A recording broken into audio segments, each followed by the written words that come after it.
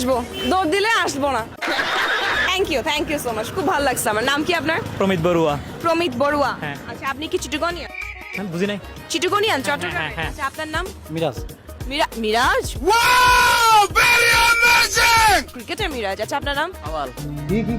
কি? আওয়াল। আওয়াল। জি। আপনাকে বন্ধুরা কি গালি দেওয়ার সময় এভাবে দেয়, এই আওয়াল্লা? না এরকম দেয় না। আচ্ছা, ঠিক আছে। আপনার নাম? রিপন। রিপন। আপনার? সাকিব। ভাই এদিকে আসেন প্লিজ। ভাই ভাই ভাই বলেন, কেন আমাদেরকে এত দুঃখ দিতেছেন আপনি? বলেন। খেলা ছাড়া বাকি সব করতেছেন কিন্তু খেলতেছেন না। আমি ফুল টাইম বিজনেসের পার্ট টাইম ক্রিকেটার।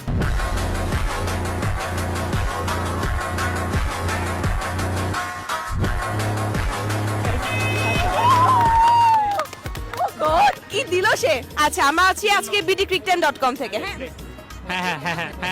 জোস। চিটাগং ইউনিভার্সিটি ছেলেরা আমার শো দেখে, জোস। আচ্ছা আচ্ছা। জোস। আমরা একটা গুগলি করব, ফান কোশ্চেন। হ্যাঁ বলেন। একদিন তামিম ইকবাল একা একা বসে আছে সোফাতে, তার ড্রয়িং রুমে, তার ফেভারিট সোফাতে। বসতে বসতে সে ভাবছে দুনিয়ার সবকিছুর দাম বাড়ছে কিন্তু একটা জিনিসের দাম কমছে। কে সেই জিনিসটা?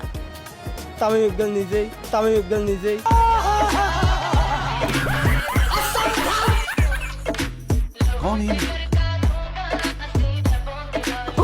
ও আত্মহত্যা খাবে যে চিটিগন পিপল এগুলো বলে। না ক্রিকেট টাইপের হতে হবে।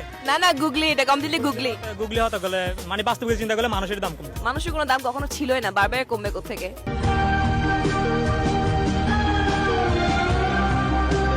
সো প্রশ্নটা হচ্ছে, তামিম ইকবাল তার ড্রয়িং রুমে তার ফেভারিট সোফাতে বসে আছে।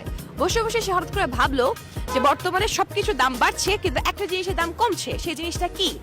এটা তো টাকা হতে পারে, কারণ এখন তো মুদ্রাস্ফীতি অনেক। আপনি পেয়ে যাচ্ছেন bdcricketime.com থেকে একটা সিনিয়র ব্যাট।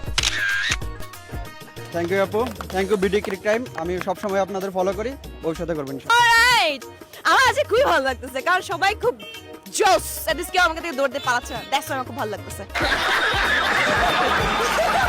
প্রশ্ন হচ্ছে, তামিম ইকবালের